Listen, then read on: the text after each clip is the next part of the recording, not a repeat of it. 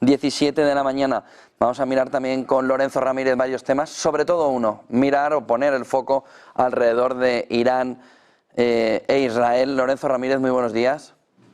¿Qué tal? Muy buenos días, José Antonio, ¿cómo estás? Sobre todo en el capítulo de si esto va a escalar o no.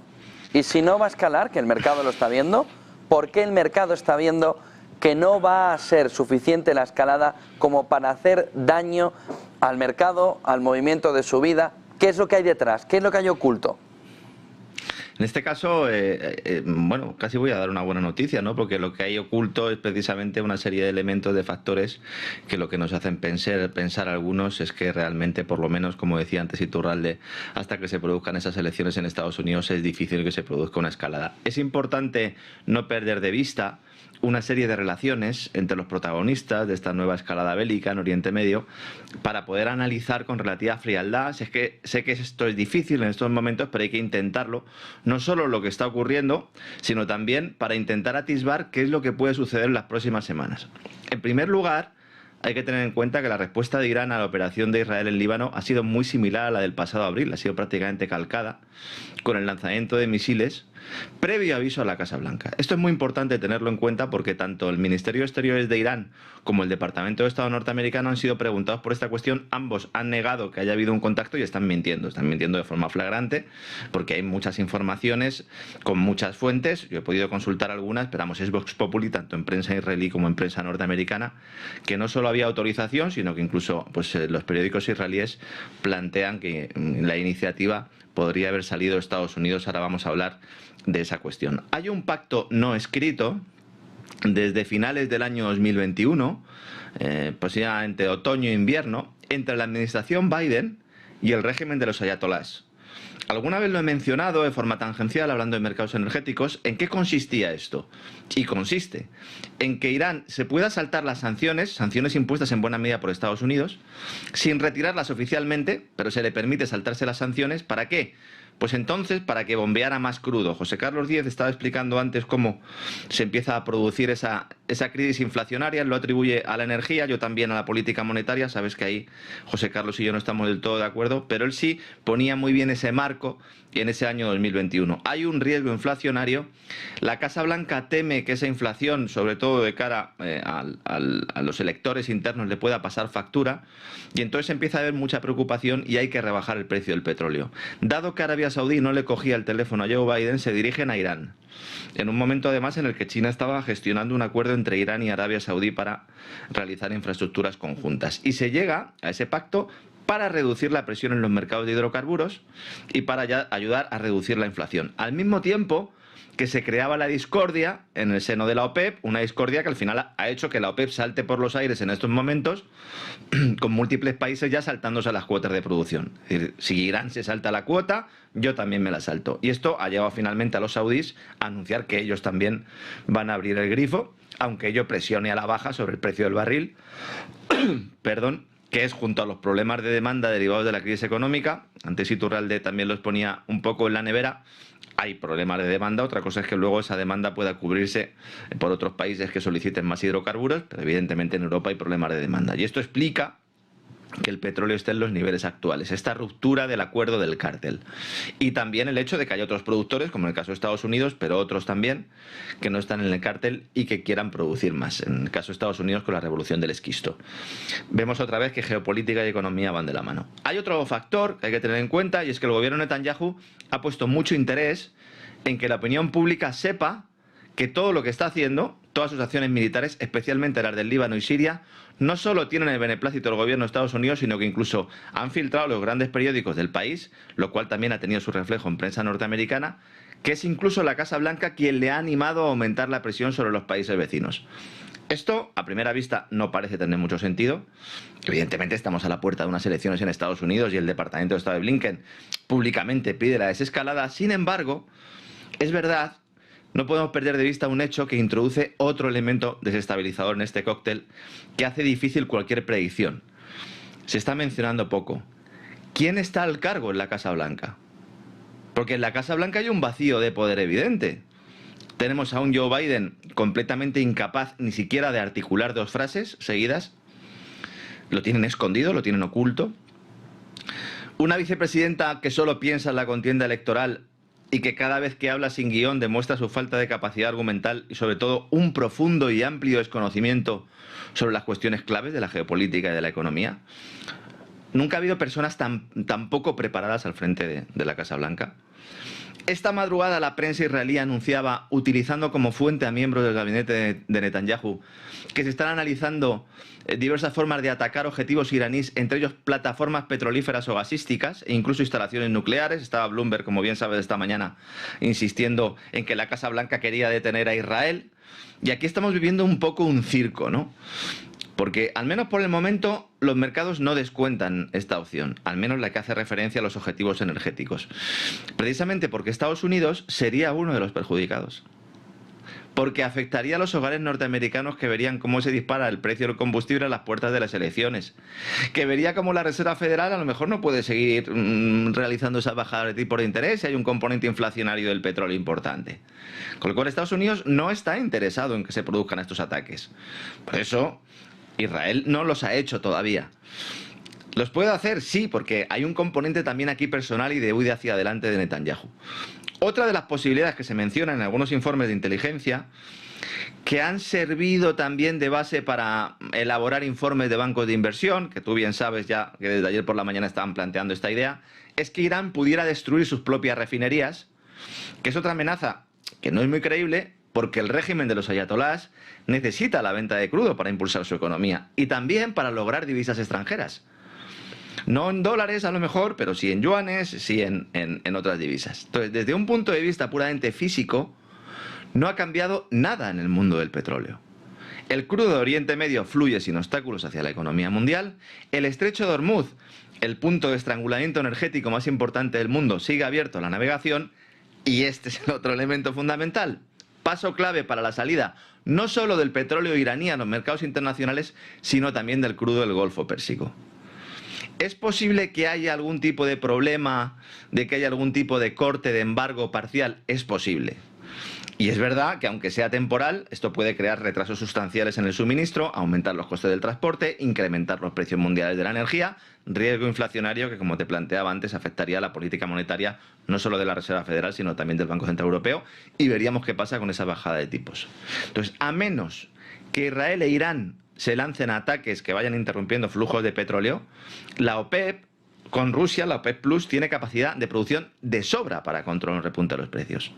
En estos momentos te voy a dar un dato que yo creo que va a ayudar a nuestros amigos a entender esto. Arabia Saudí, Emiratos e Irak tienen 5 millones de barriles diarios fuera del mercado, que podrían poner mañana, pero que los tienen fuera del mercado. Esto es aproximadamente el 5% de la demanda mundial y es más de lo que produce Irán. Bastante más de lo que produce Irán. Entonces, si Arabia Saudí tiene intención de aumentar ese bombeo, no sé si es para llevárselo a esos $50, pero en todo caso, porque no quiere perder cuota de producción respecto a los socios del cártel. Estados Unidos, Arabia Saudí y Emiratos Árabes van a seguir produciendo petróleo. Emiratos Árabes y Arabia Saudí tienen oleoductos operativos a los que no les afectaría un cierre del estrecho de Hormuz. Yo aquí en este caso quiero pedir un poco de calma a toda esa gente que dice que vamos a una debacle, a una especie de apocalipsis del petróleo.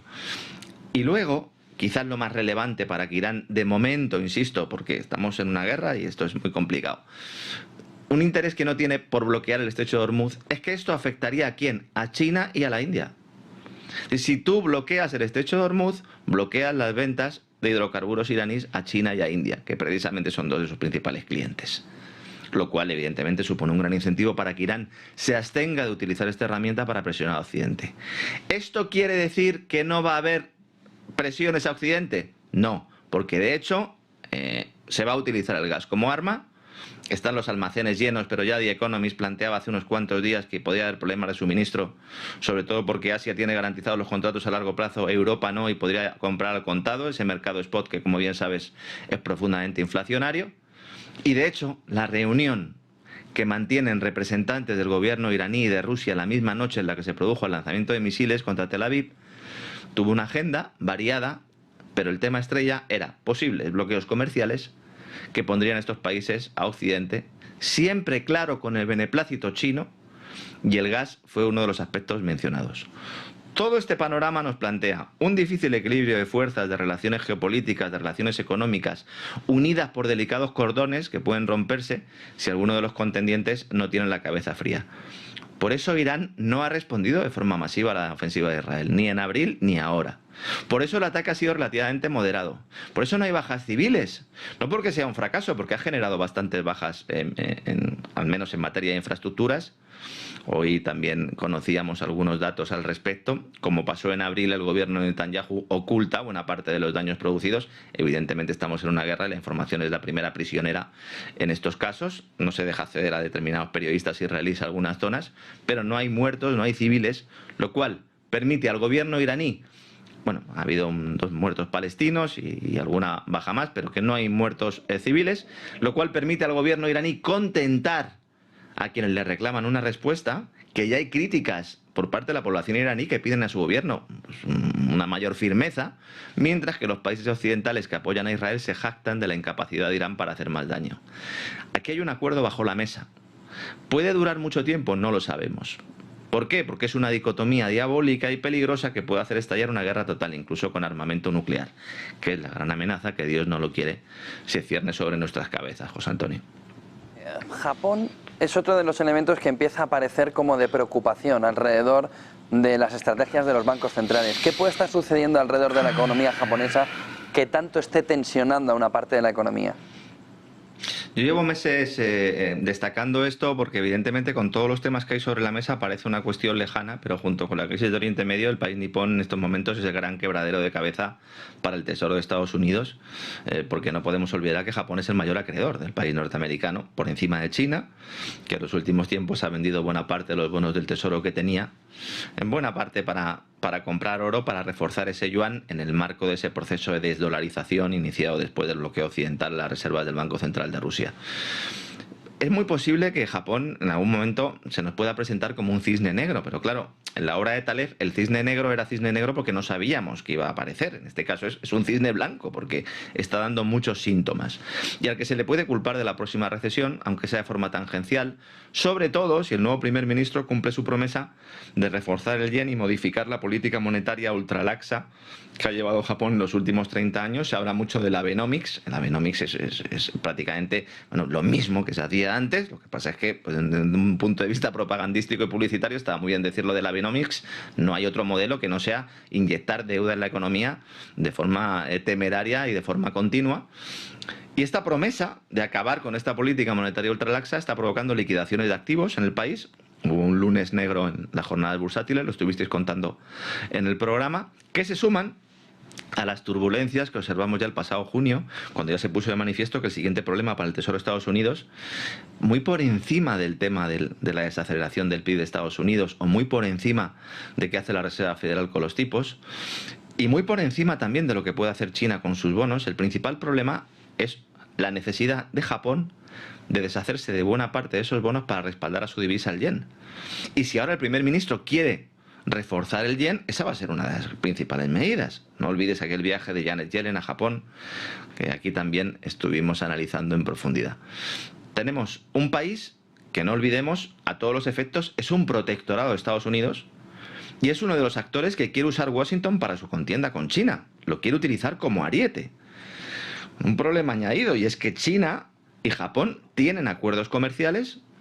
Precisamente en relación con la guerra de chips, está intentando de alguna manera Estados Unidos que China pues cierre sus puertas a todo lo que tenga que ver con el sector tecnológico, Japón cierre sus puertas a todo lo que tiene que ver con el sector tecnológico chino, y Japón le está diciendo, es que yo necesito a China como proveedor. A pesar de que este nuevo primer ministro en ningún momento va a poner en tela de juicio que Japón siga siendo un protectorado, sí que habla de una OTAN asiática. Entonces, claro, si tu acreedor, el que tiene la mayor parte de tus bonos deuda, tiene que venderla, además plantea un escenario geopolítico distinto, bueno, pues esto te genera muchas turbulencias, no solo en el Tesoro de Estados Unidos, sino en los bancos de Estados Unidos, que como bien sabes, al haber comprado bonos del Tesoro, aunque se haya producido la reducción de tipos de interés, y vayamos a una reducción de tipo de interés en el futuro, al menos eso es lo que parece según la Reserva Federal, todavía tienen 500.000 millones de dólares de pérdidas no realizadas en sus balances, derivadas precisamente de la pérdida de valor de esos bonos cuando se produjeron los tipos de interés, la subida de tipos de interés, ¿no? Esto es algo que nos puede parecer que está muy lejano, nos puede parecer que no es un problema europeo, pero es un problema europeo porque si varía la política del Tesoro y varía la política de la Reserva Federal, también va a variar la política del Banco Central Europeo. Ya los bancos y los grandes fondos no van a poder hacer ese juego del carry trade, de comprar activos en yenes al 0%, liquidez al 0%, y luego sacarles una rentabilidad en Estados Unidos al 5%. Eso se acaba. Sobre todo si hay una tendencia, aunque sea mínima, de Japón a ir subiendo tipos de interés, muy poquito porque no pueden hacerlo más, y en Europa y en Estados Unidos se bajan. Entonces este proceso es relevante, creo que hay que poner siempre mucho interés. No sé si viene un Godzilla bancario, como lo denominábamos hace unas semanas, pero desde luego que hay miedo. Y si ahora el nuevo primer ministro pues quiere hacer reformas, de hecho quiere convocar elecciones legislativas porque quiere tener mucha fuerza para darle la vuelta al país sobre un calcetín, pues puede generar un gran terremoto, porque cada vez más inversores han buscado amortizar cuanto antes su deuda a corto plazo en yenes antes de que el coste financiero de los mismos siga subiendo, y esto pues puede generar múltiples problemas. ¿Es bueno que el yen suba? No, pues es sano que el yen suba y que vaya recuperando algo de valor respecto a tantos años de manipulación monetaria. El problema, como siempre digo, es que en estos sistemas tan montados sobre ese gran fraude que es el dinero fiat, pues cuando intentas revertirlo de alguna manera, pues dejas muchos cadáveres por el camino. Al final, décadas de manipulación monetaria y de fraude institucional en el sector bancario y financiero, con unos reguladores que forman parte de la banda, porque yo creo que hay que calificarlos de banda, pues al final tiene consecuencias. Y esta deudocracia mundial es muy frágil. Eso sí, cuando se producen problemas, pues se le echa la culpa a China, a Rusia o a Irán, porque nosotros, que somos los países democráticos y adalides de la libertad y que tenemos unos mercados muy libres, no tenemos culpa de nada, ¿verdad? Cuidado, porque el modelo de Japón, esa japonización de las diferentes economías, ha sido, pues de alguna manera, un ejemplo para otros muchos países, un ejemplo pernicioso, y que vemos al final como siempre acaba, José Antonio. Veremos si Japón y sobre todo el Tesoro de Estados Unidos, que es quien tiene que gestionar eso, saben pues calibrar o saben reducir la importancia de esta bomba financiera que está amenazando la economía global, José Antonio. Aquí en Europa otro de los elementos fundamentales es lo que se está viendo con la crisis económica francesa. Ya hemos visto a Barnier, luego la respuesta que hacía Macron en la jornada de ayer. ¿Qué esconde también este movimiento y en qué puede ayudar a España? ¿Recuerdas a Bruno Le Maire, el ministro francés, cuando nada más intervenir Rusia en la guerra del Donbass, salió diciendo que había que destruir Rusia y que todas las sanciones iban a destruir a Rusia, ¿no? Pues fíjate, han pasado ya un par de años y mira la situación en la que estábamos, ¿no? Comentábamos el pasado martes cómo además esa situación fiscal de Francia era un grave problema para la eurozona, y prácticamente pocas horas después el gobierno galo anunciaba ese ajuste presupuestario que implicaría un ahorro de unos 60.000 millones de euros, logrado gracias a subidas de impuestos y aplazamiento de subida de pensiones, recortes que aún así pues no van a permitir a la economía francesa cumplir las reglas fiscales de la eurozona, al menos hasta el año 2029. Y cuando aquí estamos con el debate ese de que Bruselas nos va a atar en corto, Francia no va a cumplir hasta el año 2029. Además, no tiene mayoría legislativa el gobierno, el proyecto presupuestario que van a presentar, este borrador, podría no salir adelante, con lo cual se les obligaría a emplear las cuentas elaboradas por el anterior Ejecutivo, que se han quedado obsoletas por el elevado gasto y los menores ingresos respecto a lo esperado. Alguno pensará, bueno, pero Lorenzo, esto realmente es una situación que nos recuerda mucho a España, pero hay una diferencia fundamental, que aquí nos está explicando la población. En España se va a aprobar una subida fiscal, haya o no nuevos presupuestos. Una subida fiscal de caballo. Una subida masiva de impuestos que lleva meses elaborada ya en el cajón de la ministra de Hacienda y que se ha ido ocultando porque había elecciones. La paradoja es que la crisis francesa, así como la alemana, dan margen a Sánchez para no cumplir las reglas fiscales e incluso para poder prorrogar los actuales presupuestos sin hacer necesarios acuerdos con los socios, acuerdo que, como todo el mundo sabe, pues sigue en el aire por la cuestión catalana. Por eso Sánchez está muy tranquilo. Él sabe que la Comisión Europea no le va a apretar las tuercas. Le va a permitir que siga emitiendo deuda para impulsar el crecimiento. Un crecimiento que en buena medida es artificial porque se basa en deuda pública. Hoy hemos conocido el dato de los servicios, ¿verdad? Que también es un dato extraordinario. Economía de servicios, economía de gasto público, economía de deuda pública, que es una ficción que le conviene a una Europa cuya economía se ha ido por el desagüe, no solo por la ruptura de la alianza energética con Rusia, a la cual le sigue comprando gas, aunque sea licuado, sino por lo que suelo denominar como esa soga verde, en ese término que yo creo que al final vamos a tener que patentar y que se derivan, por ejemplo, entre otras cosas, por un mercado de emisiones de CO2 que penaliza la competitividad europea, una fiscalidad medioambiental que nos cercena sin aportar beneficios reales sobre los ecosistemas y la persecución de sectores clave en algunos países como el agrícola, beneficiando a terceros países que no son de la Unión Europea, como Ucrania o como Marruecos, que ven en nuestra soga verde una posibilidad, ya no para ahorcarnos nosotros, sino para salvarse ellos, ¿no? Usando además dinero de los contribuyentes europeos y de algunas empresas para vendernos productos que dejamos de producir nosotros. Y luego no podemos olvidar también esa buena sintonía que tiene Sánchez con Ursula von der Leyen. Porque, como ella, él es fiel y obediente a los designios que le marcan las élites de Bruselas y las de Washington, que son quienes mantienen secuestrados a los gobiernos europeos, sobre todo en los últimos años. Por eso esta misma mañana conocíamos que la Autoridad Fiscal Europea dice, oiga, ¿y cómo puede ser que a España no la hayan metido en el procedimiento de déficit excesivo?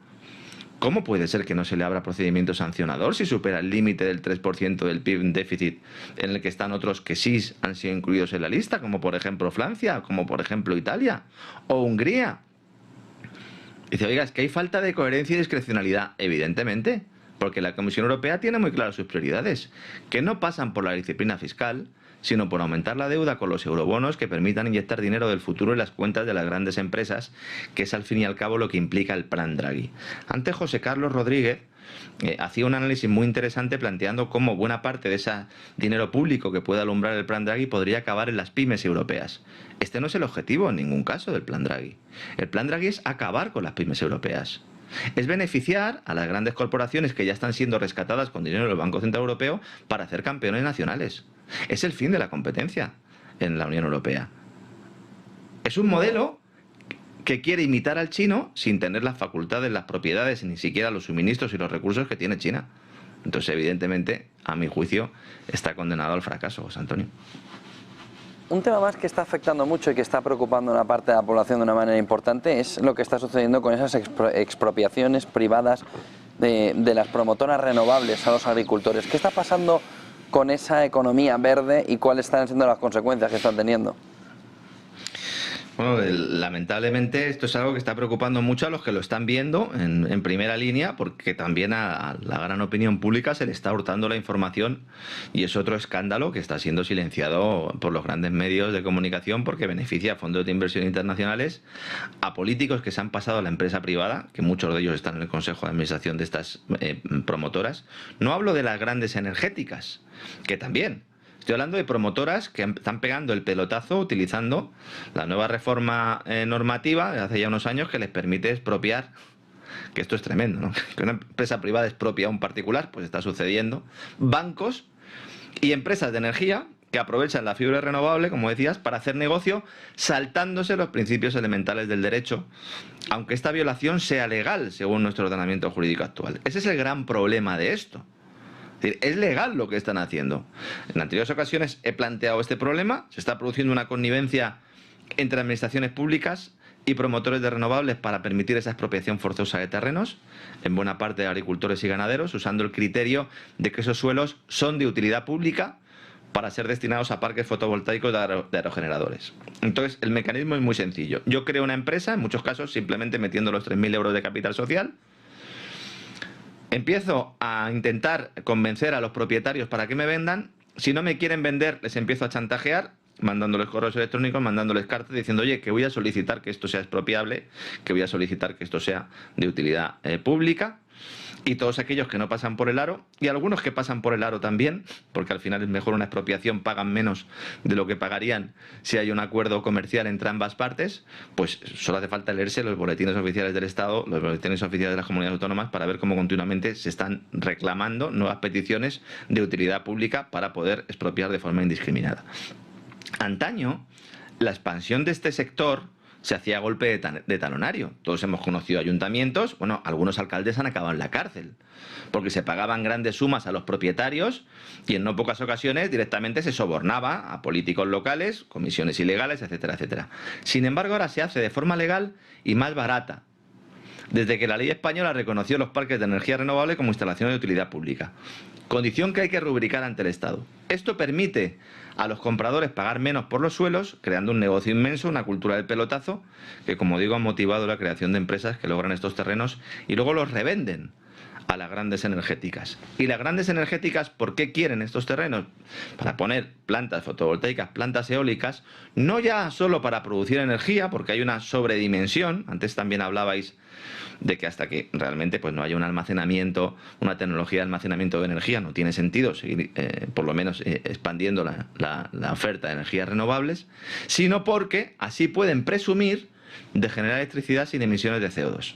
Lo cual tiene mucho que ver también con esa expropiación, con esos centros de datos que se ponen en determinados sitios, muy cercanos a manantiales, muy cercanas a fuentes hídricas, y que dicen, oiga, es que estos centros de datos van a consumir mucha energía, mucha agua y mucha energía. Dicen, no, pero nosotros al final en términos netos no emitimos más CO2 porque resulta que hemos abierto un parque fotovoltaico a 10 kilómetros de aquí, a 100 o a 200. Entonces las eléctricas tienen que acceder a estos parques fotovoltaicos no para producir electricidad, sino para poder luego en su bruto y neto poder considerarse que no están emitiendo todo el CO2 del que están emitiendo para esos centros de datos.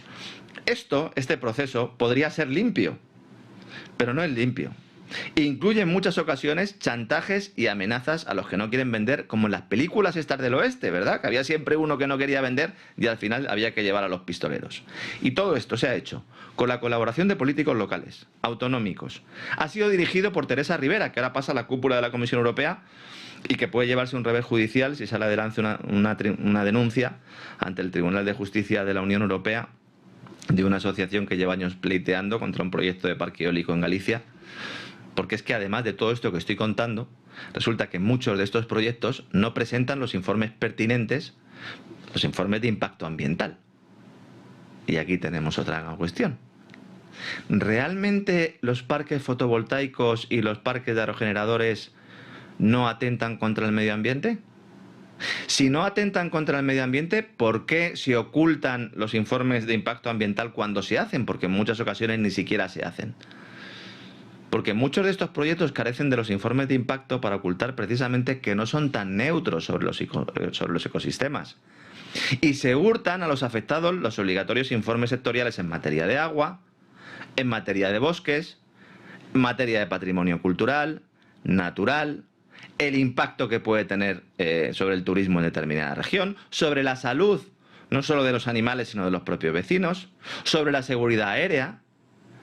Y si esto se hiciera bien, ¿qué pasa? Que esto pues podría paralizar muchos proyectos. Así que cuidado, que si el Tribunal Europeo falla a favor de los demandantes, tendríamos otro follón serio en la expansión de los renovables.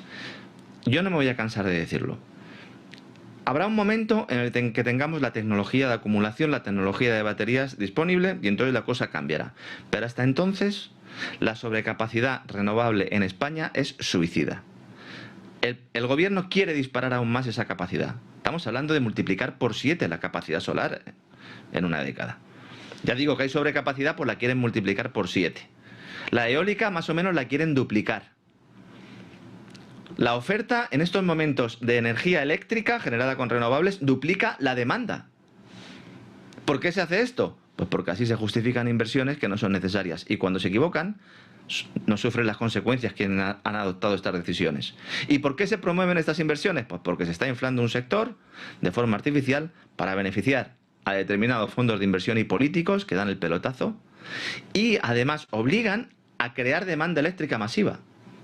De ahí ese interés por electrificarlo todo.